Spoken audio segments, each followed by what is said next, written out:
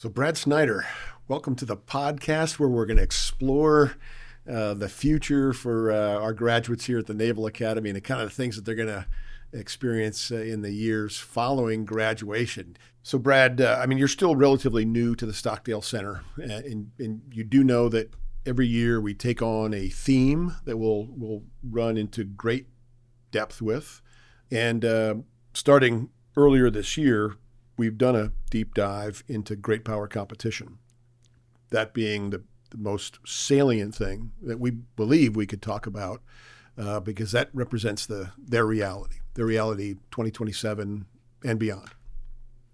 Can you reflect for us, because you've been here practically since we started this theme and that series of short films that we had, your reaction to those short films and the impact that they're going to have, and perhaps some of the things that we're going to do with that information, we should do with that information as we go forward.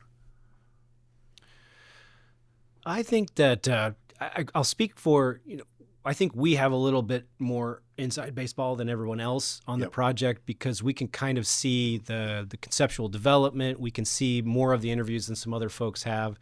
And I'll comment on a handful of things. One, I'm always impressed with our midshipmen. The general cognizance they have of the world around them far exceeds specifically my cognizance when I was a midshipman. And I've heard that sentiment reflected across many alumni, how we were kind of doofuses back in our day. Decades, they'll say that. The midshipmen here are just really quite remarkable in the way that they can speak about, understand, and articulate kind of the key concepts of what's going on now. And to see the various midshipmen reflected in the series has always been very, very impressive to me. I thought that the angle on legacy was really interesting. I think when you tee up the concept, the philosophy of great power competition, my mind immediately, especially because given my background in IR, I immediately start to think about sort of like these abstract 50,000-foot view, the global tectonic shifts of great power competition and the Thucydides trap and those sorts of things. But to kind of bring things back into a human level with, the legacy of service and the sacrifice of those who have come along the way, and talking about the history of the Naval Academy from John Paul Jones and James Lawrence down to the contemporary context. I thought that was a good reach and an interesting dimension to the whole project. So again, I'd wrap it up with constantly impressed with our midshipmen, and I think we're doing a good job of being interdisciplinary with this dialogue about great power competition. It's not just about ethics. It's not just about leadership. There's a lot of different angles on the transition. We've gone from the world that I knew in the global war on terror to now a much more uncertain world characterized by great power competition. Right. Since we use this term legacy several times now, right, and since I've been here 22 years or so, I've seen kind of a changing of the guard, and maybe we're at another point. We had, Vietnam vets here at one point, bringing that perspective, and Cold War veterans and so on. Then that gave way to a very strong presence of veterans from the global war on terror, and we'll be heading into something next. As an alum of the Naval Academy and as an alum of the global war on terror, can you offer your thoughts on legacy as it's represented here, particularly at the Naval Academy, and what that means to the larger Navy and Marine Corps in the development of our young charges? How do we draw upon that? How do we respect the history that surrounds us here at the Naval Academy?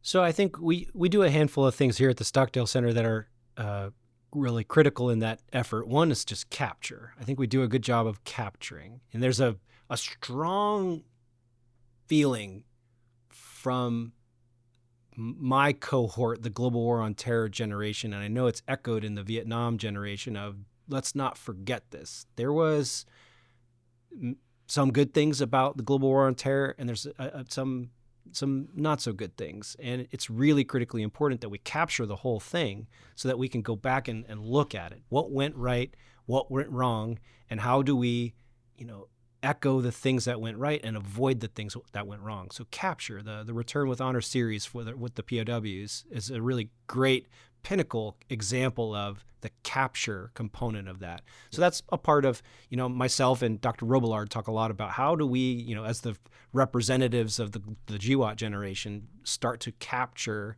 the lessons that we will learn from the global war on terror and make sure that those are passed on to the next generation. Right. But all of us have a responsibility to sort of, be interdisciplinary, be the link in the chain. We all can only look at the world the way that we see it from our generational cohort. Right. And we all owe it to each other to learn from each other's generational cohorts and pass along those lessons. It's sort of another core element of what we do at the Stockdale Center, kind of like bridging that gap from, the academic, someone who spends all their time in the ivory tower reading a bunch of books and thinking about the way the world ought to be. And then you have the practitioner down in the turret of a Humvee trying to look at the world from that vantage point. And how do we take those, high-minded academic principles and make them relevant for the practitioner? That same kind of dynamic exists from generational cohort to the other. How do I see the world, and how is that relevant to you? And then how do you see the world, and how's that relevant to me? So I think that's something that's core to our mission here at Stockdale, and I think it's something we do a good job at, and something that's definitely reflected in these series as we've gone on, trying to capture the way that different generational cohorts see it, carry forward those lessons, carry forward those pitfalls, all with the goal of giving it to our midshipmen so that they can face the world of uncertainty. Yeah, well said. Some of your academic preparation has been in international relations, mm-hmm. right? Your graduate work at Tufts University was along those lines. You obviously have a lot of world travel under your belt, both in your time in the Navy and in your time as an athlete. And now you serve as a kind of a global ambassador in many ways for the U.S. Olympic and Paralympic Committee. Could you talk a little bit about that global perspective? Why is it important, number one? And number two, perhaps, how do we cultivate a more global perspective in midshipmen to prepare them for that future? I think it's a great question, a very important question. And I'll fully admit, I did not have that sort of perspective when I was a graduating midshipman. And I think that that's very natural. And I've said this a bunch of times. I think your, sphere of awareness grows the older you get and the more knowledge that you get. But similar to what I reflected before about the more I read in grad school, the more I realized how did I not see all of this before? It really is a critical element. And I can forget you'll know this. He's a Marine Corps general had this quote about the strategic corporal. Do you remember this? Yeah, actually bubbled up from an article in the Philadelphia Inquirer about a corporal operating from block to block in Mogadishu, Somalia. Yeah. And then, of course, many Marine Corps generals and many others quoted that same concept, the strategic corporal, the 3-block war, and so on. All was born of Somalia experience in the 90s. Yeah. So I like that concept of the strategic corporal, and I say that a lot. We're trying to portray the importance of how immediate the expectation for midshipmen elevates once they graduate. They are going to immediately go out and be asked to do things with international ramifications, and they don't know when that's going to happen. It's going to be a surprise most often. And we really have to instill a sense of the things that you do in the tactical environment can have major strategic implications depending on where you are and what the context is. Right. So I think the more knowledge that you can acquire and the broader that you can, push that sphere of awareness is just really critically important. But I do think it's important to be mindful of there is a natural progression to that. And it's kind of goes back to what we were talking about before about sort of habituation. The habituation of knowledge development and being curious and intellectually humble allows you to kind of continually push that boundary of that sphere of awareness to help you understand the world around you and the context within which you play. And that way it informs your decisions. And now, thankfully, as much as I've built up the strategic corporal, thankfully the corporal only has a 3-block radius, but that will change as you move through your career, and that not only will that sphere of awareness change, but the sphere of influence also changes. Certainly. So hopefully those two things match. Certainly, yeah. Under the best circumstances, that's the case. Yeah, exactly. Unlike the Civil War, where you had a 24-year-old major general and things like that. Exactly. Totally unprepared for the task. Yeah. So, Brad, in the short film series, you're featured pretty prominently in there in portions of it. And I think one of the more dramatic portions is where you do the swim across College Creek, right? You kind of emerge from the water. And that's a culminating experience of sea trials, which, of course, is the culmination of plebe year in many ways.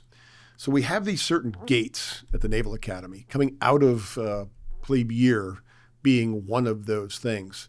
Can you tell us your thoughts a little bit about the importance of those major events and how we celebrate and commemorate some of those major milestones along the way here in the 47 months that is the Academy experience?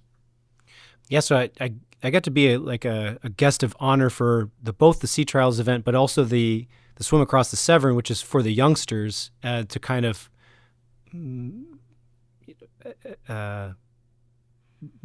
represent them crossing over and signing their 2 for 7s. Yeah. And being able to participate in both.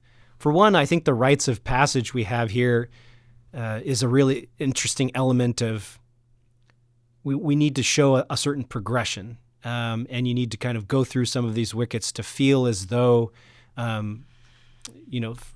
feel connected to the journey, to reflect on your own development over the time you're here. It's pretty obvious for all of us on the outside to look at the plebes walking by and look at the first class and see this incredible transition, but it's not always as apparent for those going through. But these moments, these rites of passage, the sea trials and the swim across the Severn are opportunities for the individuals themselves to reflect on their own journey, and hopefully they see that level of development. Right. Also, as a sidebar, just the rites of passage, we teach that class Code of the Warrior, the idea of looking at different warrior codes across time. And one of the trends that emerge across all these warrior tribes, from the Zulu in South Africa to the Knights Templar and to the Shaolin monks of the temples in China, the rites of passage is an essential element of warrior development across time. So I think it's something that we're echoing the past. But again, giving the individuals an opportunity to invest or some reflection on their own journey. One thing that why it was so important for me to participate in it is I think that there's a tendency when we develop midshipmen here for them to think that we're producing widgets, we're producing an officer, or we're producing a Colonel Ripley, or we're producing an Admiral Stockdale, we're producing this output that you can see at some particular moment in time. Mm-hmm. And I think that that's not true, and that's not exactly what we're saying. You reflected this no-do-be cycle. That cycle isn't a production of a widget. It's a continuous cycle that happens across the entire lifespan of an individual. So what the plebes are doing is the same as what the youngsters are doing, which is the same as what the second class are doing, which is the same as what the first class are doing, which is the same as what JOs do, which is the same as what mid-career officers do, which is the same as what admirals do. There's no difference. There's no output. There's no end to that journey. It's a cycle. And so I think sometimes midshipmen, especially youngsters, start to devalue elements of their experience, saying, I'm not there yet. I'm not an officer yet. The stakes on what I do here are not that important, or whatever. They get disempowered. They get cynical. What I try to do in participating in those is saying, this is all very important, and lead the example. Like, this is as important for me as it is for you. I'm reflecting on my own journey while I'm swimming across the Severn. Right. We're all doing this together. The loop never stops. Right. Even after distinguished grad and all that, I'm still back doing the same thing. I haven't learned enough. I haven't developed all the skills that I want to develop. The cycle never stops. And my hope when I do that sort of stuff is to communicate to the brigade, not only is this critically important for you to buy in to this moment in time right now in this swim across the Severn, but that loop never stops. And also there's people there who, they told me quite frankly, like, we think the swim is stupid. We don't think it's worthwhile. It's not worth our time. I'd rather be doing something else at my sponsor's house or whatever else. I'm trying to show them that it does matter. If it matters to me, it should matter to you. Yeah. Does that make sense? Yeah, it's all about modeling. Mm-hmm. Yeah, the power of example, the power of modeling. Ductus exemplo goes back to the Latin. Yeah. Right? A long history, long legacy of holding up example. Yep. Let's talk a little bit about you. I mean, what brought you back here to the Naval Academy? What motivates you here? And tell us about your path a little bit for those few maybe that aren't familiar entirely with your story. Well, I'd be glad to, as me is my favorite subject. Well, not to make a long story long of it, but you actually brought me back. For those who might not know, after the Rio Games, I had obviously a great time in Rio. I had set a goal of I want to go back and I want to win all 3 freestyle events. I want to break that record in the 100-meter freestyle, and I was able to achieve those things. And it was an incredibly gratifying experience. But as many athletes after the Games sort of went through the depression of contemplating what's next. And I knew I can't be an athlete for the rest of my life. I need to develop some sort of vocation. And around that time, my classmate, Doug McMahon, was working here in Luce Hall. He connected me to you, and you wrapped your arms around and provided me an opportunity to come here and just augment, the general effort to develop leaders here at the Naval Academy. And in so doing, I found this is a vocation. This is what I want to do. I want to invest my time and effort in the next generation. What can I take from my background? How can I go out and get some academic credentials so that I can come in and empower the journey of all the midshipmen who are going to come out, get their commission, go into the Navy or the Marine Corps, and tackle the new problems of great power competition, very different from my generation in the global war on terror. But I think there's a lot of lessons we can glean from not only our personal experiences on the battlefield, but the academic disciplines of leadership and ethics, and invest in the next generation. You set me on a path to kind of pursue that. In so doing, I went and pursued my PhD at Princeton, still a work in progress. Happy to say I'm kind of in the red zone there with just a defense on the horizon. But that's what enabled me to come back here in the role as the deputy underneath you at the Stockdale Center. So again, I'm very, very, very pleased to be back here on staff here at the Naval Academy, where I aim to invest in the next generation of leaders. Well, I can't tell you how excited we are to have you back here, contributing now as a deputy director of the center and doing some great things already.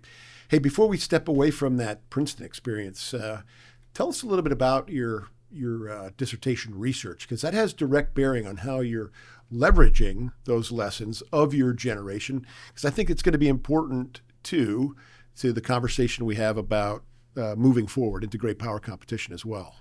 Tell us about your research. 100%. So what I was really fascinated by what I really wanted to study was the inner workings of the platoon dynamic of ground units that engaged in situations of moral ambiguity. And potentially I could use the case of the lone survivor scenario that we're all very familiar with. Marcus Luttrell up on the mountain with 3 other SEALs. They face this dilemma. Do you let the goat herders free, or do you potentially kill them and preserve your mission? When you read Lone Survivor, the book, Marcus Luttrell's memoir about it, there was in engaging with that scenario, there were 4 different SEALs who had different takes on what they should do. And I got fascinated by that. And I kind of started to think, well, what if it had gone this way? What if it had gone that way? What would the downstream effects of that scenario have been? And what I really firmly believed was, in any of these situations of moral ambiguity, when you can do the drone strike or you don't do the drone strike, or you kill the goat herders or you set them free, those on the other side of the moral dilemma live with the choices that they made. And what I thought was really interesting was, if you had disagreement beforehand, what happens down the line? And what I really wanted to do was figure out, how does that happen? How do people make the moral decisions that they make within these situations of moral ambiguity, and what are the downstream effects? Does that have a bearing on their reflections on their service, their feelings of pride for what they did in combat? Does it bear on their likelihood of post-traumatic stress or potentially moral injury? And these are all kind of the questions that animated my dissertation. In researching that and trying to find a way to explain how all that happened, I came across Jonathan Haidt's work, specifically a book called The Righteous Mind and the Broader Theory of Moral Foundations Theory, which does provide a framework for us to explain how do people arrive at moral intuitions, how do they work through situations of moral ambiguity, and how do they, in effect, decide what is right and wrong. Jonathan Haidt's work and all the scholars engaged in moral foundations did an incredible job of putting this framework together, but never applied it to combat, never applied it to the unique moral terrain of war. So that's what my dissertation aims to do, is take this framework on how do people derive their moral intuitions, how do they make moral decisions in situations of ambiguity, and then how does that work within combat? And can I find downstream effects of the way that people make particular decisions, whether they, kill the goat herders or not? Does that have a downstream effect on the way that they reflect on their service? Have data on that. I have 100 people within my network who were able to fill out the survey and give me some interesting data. Now I just need to do the analytics and see what I can find. That's great. Now, you're obviously back here at the Stockdale Center for Ethical Leadership. How do you imagine that work, just the experience of collecting all that data, analyzing that data, how do you imagine it's going to be plowed back in to benefit midshipmen going forward? I think that's a great question, and there's probably two layers. Of course, there's the content of the dissertation, this understanding how moral intuitions play out in situations of moral ambiguity. Yep. That's interesting, but I think there's two big parts of the methodology of getting there that help me be ideally a good professor or instructor here with midshipmen. One is, a dissertation is a frame on how to answer a question. Right. And, you have one relatively small question in the beginning. How do people make moral decisions? Yep. And you spend 380 pages getting there. You have to do a literature review. How many people have said something about this in the past? Then I have to develop a research method that's very rigorous, that evaluates different quantitative and qualitative methods to get me to data that can then answer the question that I'm seeking to answer. Just understanding those methods, I can guide midshipmen to making very good objective assessments of the information that they face. And this is really important in today's day and age, where we're facing all kinds of misinformation, biased information, polarized society, culture wars, all these sorts of things. Something I aim to bring to the table is, how do we ask good questions, and how do we use good methods to answer those questions to get us to an objective sense of, the reality that we face. So that's one dimension. And then the other dimension is, I think by studying applied ethics within the moral terrain of war is giving me a real good leg up on understanding the whole ethics curriculum here, the NE 203 curriculum, the principles of just war, all the theories in place, the history of morality, and all those sorts of things. Right. Those are all things I hope to bring to the table here as an instructor. Yeah, no doubt. I mean, you're bringing together a really powerful combination that's not all that common, right? A whole lot of practical experience in the global war on terror, as you point out, together with credentialing, some very disciplined research-based study of the problem as well. But as you mentioned, what midshipmen will experience upon graduation will inevitably look a lot different from the course of the past, 20 years or so. How do we adapt not only what you're bringing to the table in terms of ethics and ethical leadership, but how do we adapt the whole Naval Academy experience to something that we really haven't prepared for, at least at this scale, this idea of great power competition, near-peer competitor, potential war at sea is something we haven't seen really since the 1940s. So how do you imagine taking the entire academy experience and adapting or adjusting it to that coming reality? So what I'm about to say, I have no interest in undercutting the importance or the salience of a shift towards great power competition. That is really critically important and begs a lot of our focus. And there's a lot of emerging trends in what we're talking about that are unique and interesting.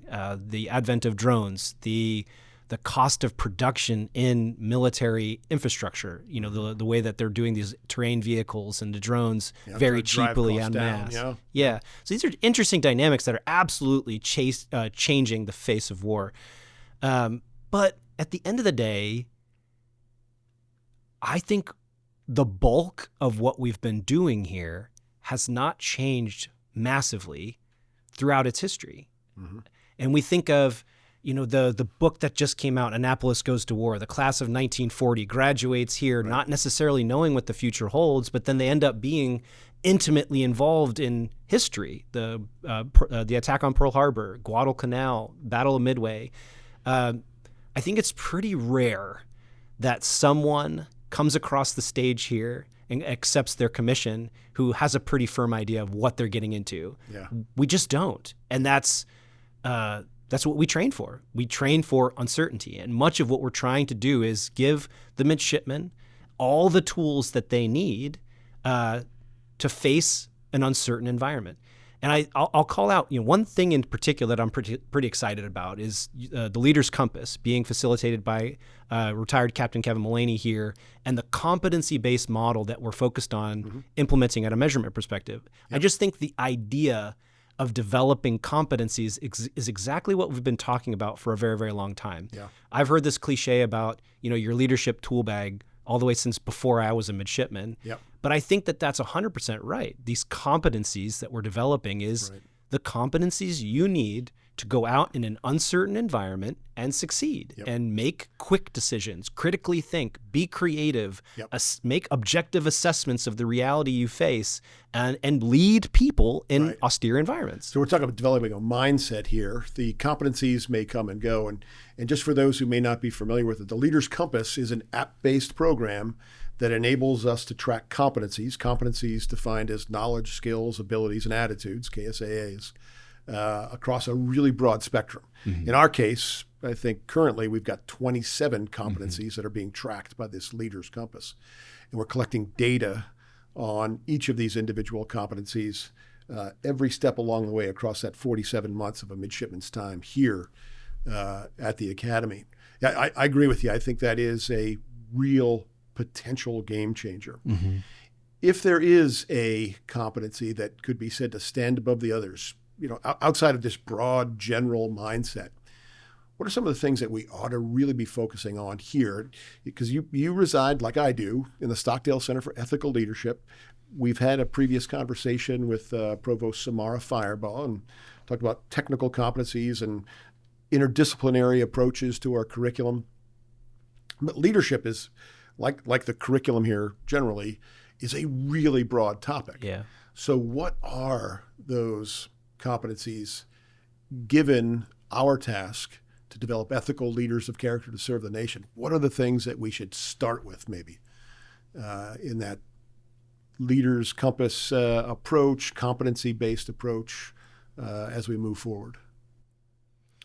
I don't know if it's reflected in the 27 competencies directly, but when I think of things that enabled me in the tactical environment, to put a loose box around it, I think it's systems thinking. I was an engineer here, and so I remember being taught, you know, thermodynamics and closed systems, open systems, and just kind of how to think about the world in terms of variables and these, you know, free body diagrams with arrows pointing in various directions to account for forces and gravity and buoyancy and all these sorts of things.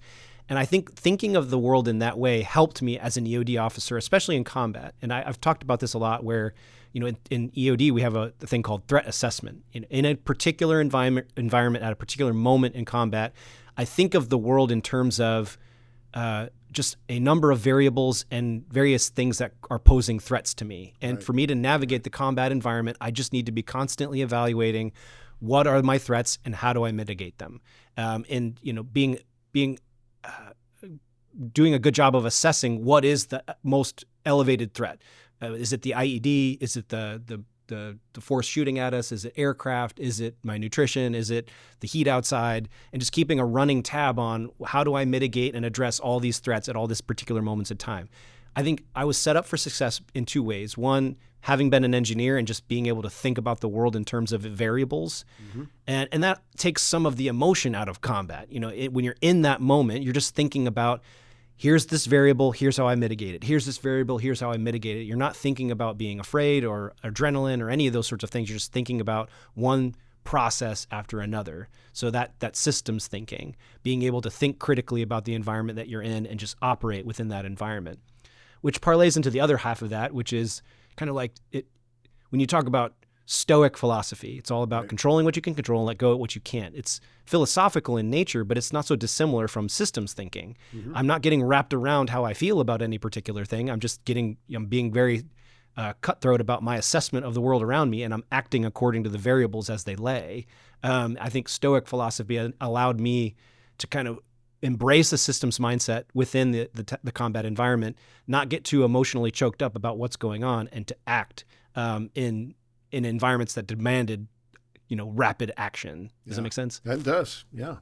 Yeah. You mentioned Stoic philosophy. That perhaps opens up an entire conversation by itself. I mean, clearly, as part of the leadership and ethics curriculum here within Leadership Ethics and Law Department, with whom we share a hallway, but even beyond the classroom, we're hoping to instill virtue ethics, right? Excellence, character conversations happen all the time.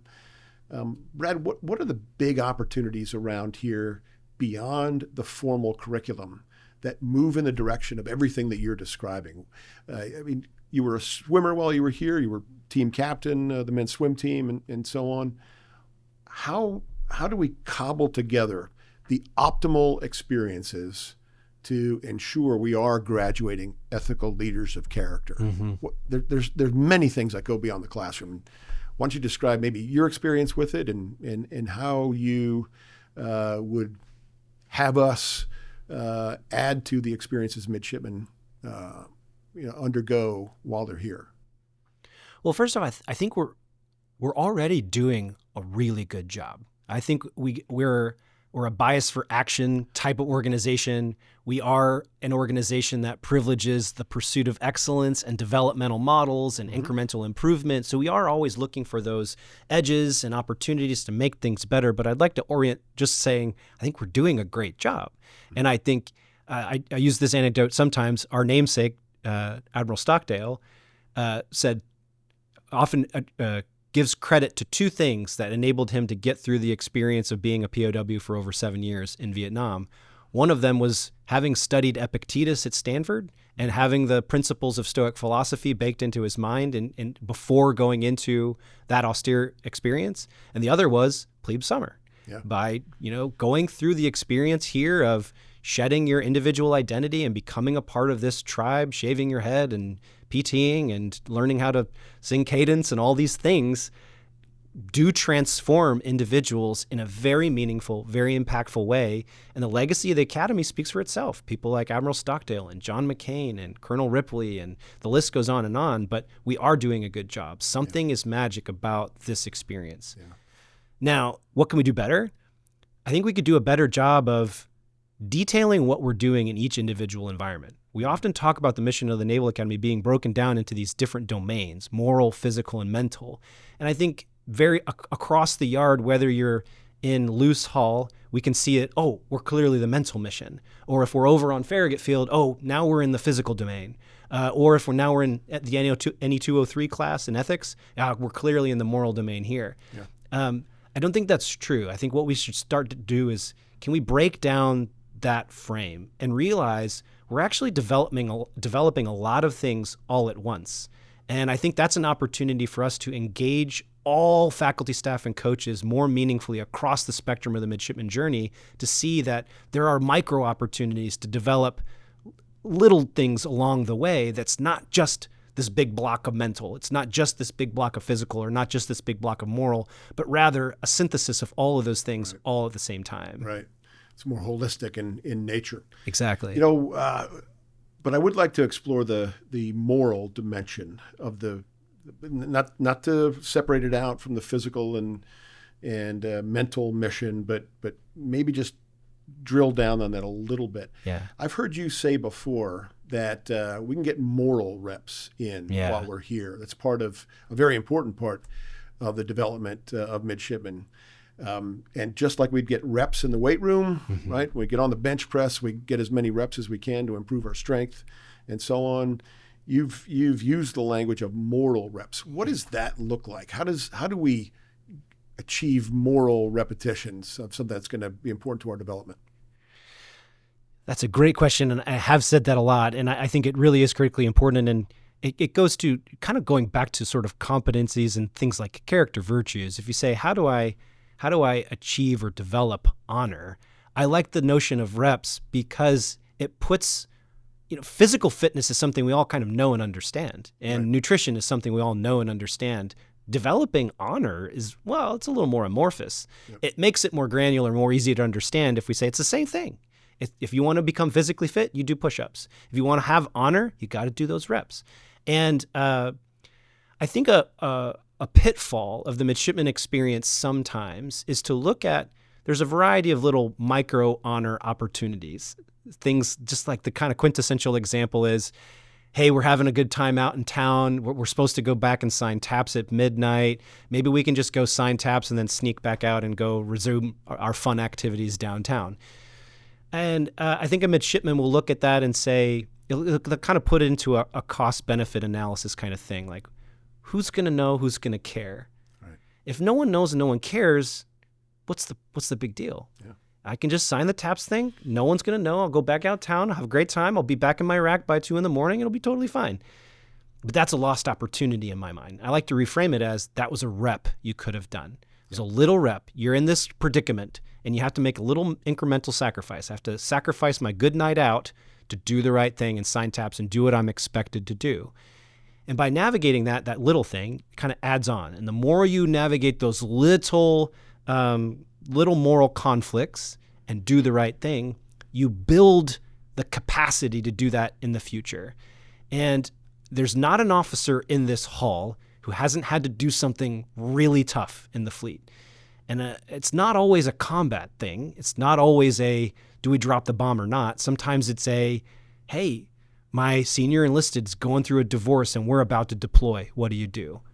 Boy, oh boy, that's tough. Yeah. If you haven't done those reps, you're not going to have the fortitude to navigate that scenario the appropriate way when you're tested in the fleet. I feel firmly about that. Yeah. So I tell midshipmen all the time, don't throw away those reps. The night out in town is not worth developing the capacity for moral fortitude that you're going to need when you're an officer in the fleet. Yeah, I love it. And we're right back at philosophy. Yep. We started this portion of the conversation with philosophy, the philosophy of Epictetus and Stoicism, and we land right back at Aristotle. Yep. Aristotle's golden mean, Aristotle's concept of habituation and so on. It's often said that not much has changed in the couple of millennia in between Aristotle's time and 100%. Now. He arrived at some basic truths, and we continue to teach those truths. Now, beyond what we teach in regard to the philosophy of moral excellence and flourishing and living well, we're developing leaders for the 21st century.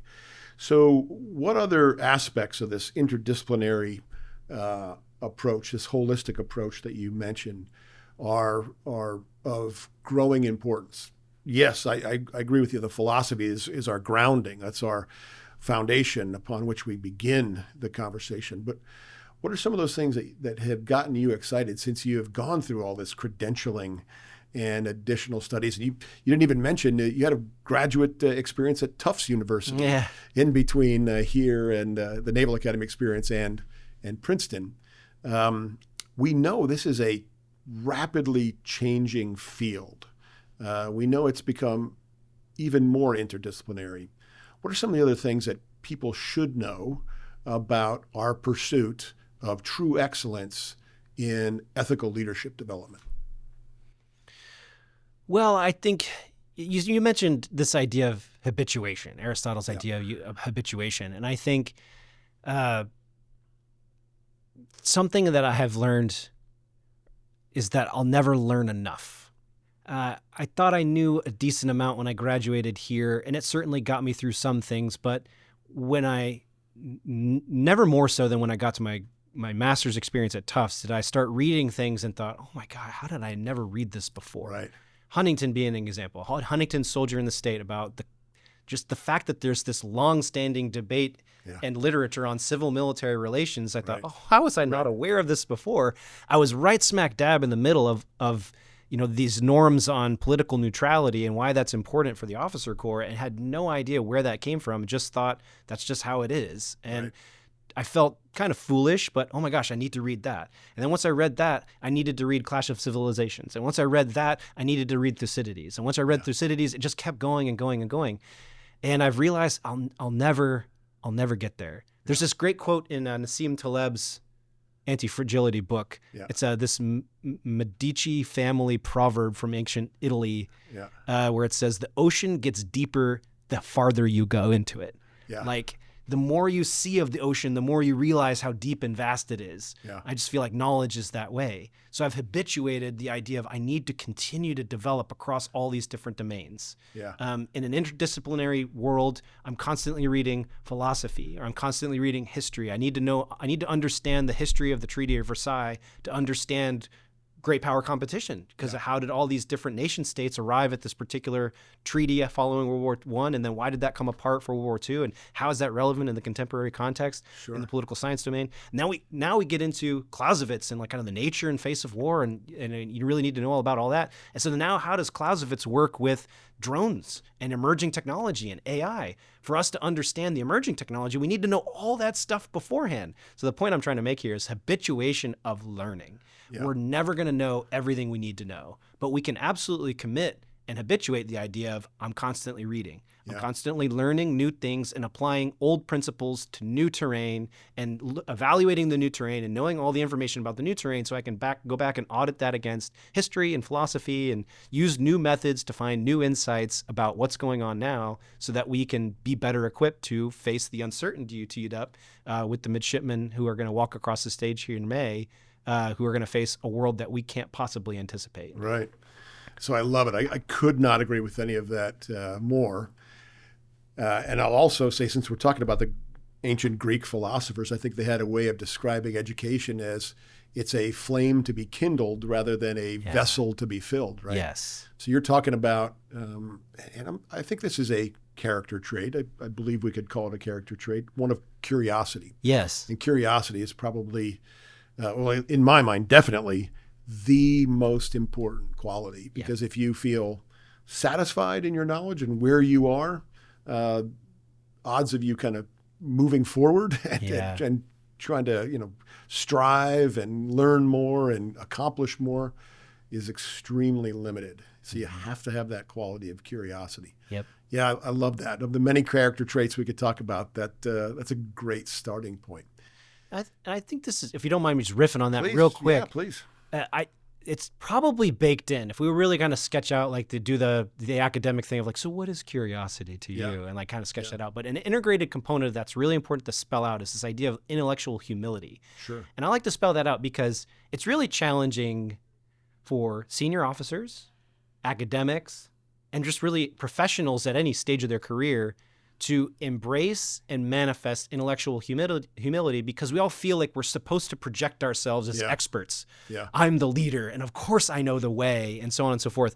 I think there's a delicate art to, achieving a sense of credibility as a leader, but also manifesting intellectual humility. I don't always know the right answers. Right. And I think really great leaders can manage that balance very, very well. It's good to be curious. It's virtuous to be intellectually humble. But you do have to assert a sense of, I do know the general direction we're going, but correct me if I'm wrong, sort of thing. Right. So that curiosity and intellectual humility go hand in hand, and there's a pitfall there. Don't fall into the trap of, I have to stand in front of the room and assert my authority at the cost of good ideas and open-endedness and curiosity and intellectual humility. Yeah, what you're really talking about is turning a tradition, and maybe in fairness, a stereotype of military leadership, that you have the authority in all things, right? Positional authority, as well as some type of insider knowledge or expertise that others don't have that you are to share. It all kind of goes downhill that way. as in you pontificate oftentimes instead of have conversations. How do we, that to me seems like a social skill as much as anything else, right? Yeah. How do we develop that in midshipmen? Because that's going to be important for this ambiguous environment, this ever-changing environment that we anticipate them going into. How do we cultivate kind of a social, emotional awareness and intelligence so that they can appear vulnerable and tell people, hey, I don't have all the answers. I'm going to need you to work with me in problem solving. There's got to be a good way to do that. Is there a way that you've experienced here at the Naval Academy that we accomplish that, or maybe could accomplish that even better? Well, I think the proof's in the pudding. We'd have to ask the midshipmen, Yeah. Does this resonate or is this coming across? But I think there's two forms of that. One, we have to lead that example. We, as the credentialed academic experts, faculty here at the Naval Academy, we have to lead that. We have to show them how to engage in rigorous, fair, and respectful dialogue and conflict. And I think, just to tee up one of the other things that we do really well at Stockdale, I think the McCain conference, something I walked away from McCain last year really blown away with, was we had some of the best academics and ethicists in the world debating really intensive things, but doing so in such a respectful way. I see the argument you're making, but I disagree with you here and here and here, and let me try to recraft my argument in a respectful way. Or, hey, the question I'm hearing you ask is this, and let me see if I can provide a really good answer. I think the way we model conflict and academic dialogue and discourse can help show midshipmen how to disagree with each other, or develop more objective points of view, and kind of be curious and humble, but also be able to make a good argument at the same time. And if I can't make a good argument about something, then maybe it's made in sand or something along those lines. Yeah. And taking that one degree further, I think we have to do that for them in class. And I think we do a good job of this. Class is an area to create a free and safe space to wrestle with the material we're working with here. It's not just a lecture hall the whole time. It's, hey, what would we do in the goat herder scenario in Lone Survivor? Or would we drop the bomb on Tokyo again? And let's go back and forth and pose both arguments and work together as a group to demonstrate. Or not only, I think sometimes we look at ethics as how do we get to the right answer? Of course, that's part of it. But what we're also trying to do is develop that skill of critically thinking, making firm, objective arguments, and then debating with each other to get to an optimal endpoint. Maybe it's, maybe right and wrong is evading, but we've gotten to the best case scenario. Yeah. Well, one of the models I think you're getting at there too is it's deeply, deeply ingrained in everything we do here at the Naval Academy is, maybe the easiest way to describe this is good leaders know things, great leaders can do things with that knowledge, but the very best leaders are certain types of people. Yeah. So we use this metaphor of a target, know, do, be, with know being the broadest part of the target, do being kind of closer to center mass, but the very bullseye on that target is be. Right. To actually embody those things that are talked about in the abstract sense in a curriculum. 100%. So know, do, be it drives a lot of what we try to accomplish here. And on that front, Brad, you're here for a lot of reasons. You've been brought back here because of your experience, because of your, educational achievements, postgraduate wise. But a lot of the reason you're here, at least in my estimation, is because of who you are. Tell me about some of the other things that have shaped you beyond the Naval Academy, beyond the Navy, perhaps, that people should know about you. If they don't know much about you, what should they know about your shaping influences? What made you the person that you are? Well, that's an interesting question, because if you were to ask that question in any other context, I'd always say the Naval Academy made me. Yeah. But to pull the gaze out, I think what vectored me here originally was, of course, I have a family history in the Navy, so I kind of always grew up knowing that I wanted to be a part of the military, specifically the Navy. But I started competitively swimming when I was 11, and this was after being in and out of the water my whole growing up. I never really remember learning how to swim. I kind of just grew up in the water with my dad. And when I started swimming at 11 and 12 years old, the way that I started was not like, it wasn't recreational from the beginning. It was intense. And I'm not exactly sure where this comes from. It either came from me or it came from my dad, but it was between the two of us. We definitely began to approach swimming with a very much warrior mindset. Yeah. I started doing it very intensely. I would go to as many practices as possible. I would swim back and forth so hard all the time. I had this burning fire inside to want to beat as many people as possible, to get as fast as possible, as quick as possible. And then I remember even a day I started to get better and better. I started getting better very rapidly. And I had a big epic race with a guy, and I either won that race or lost that race. But I remember kind of huffing and puffing after a mile race, which in the water is 15-minute race. It's a grueling kind of race. Yeah. And I'm huffing and puffing after, and my dad kind of told me, like, stop that. And he was like, don't let him see you suffer.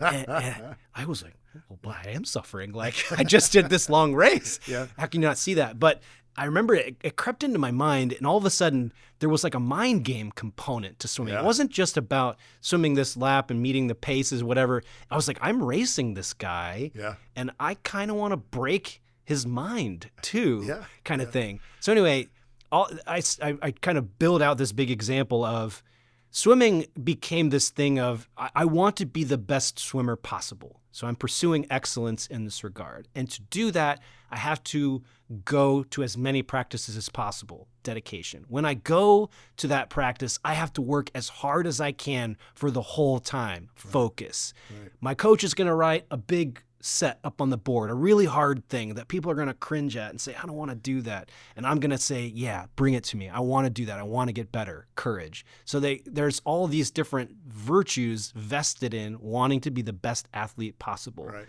So enter the Naval Academy. I see this place where people are doing that in multiple dimensions. They can take what they do on the sports field in the pool and apply it to becoming really a great academic, like an engineer, and a great officer. And then I'm going to go out and do this crazy thing in the fleet. Boom. That was like everything I was trying to do as a young kid on steroids. And so I think there was a linearity in my experience as an athlete to the Naval Academy, then to being an officer, and then to coming back to being an athlete. All along, it's always kind of been the same thing, like just trying to pursue excellence in one domain or another. Right, right.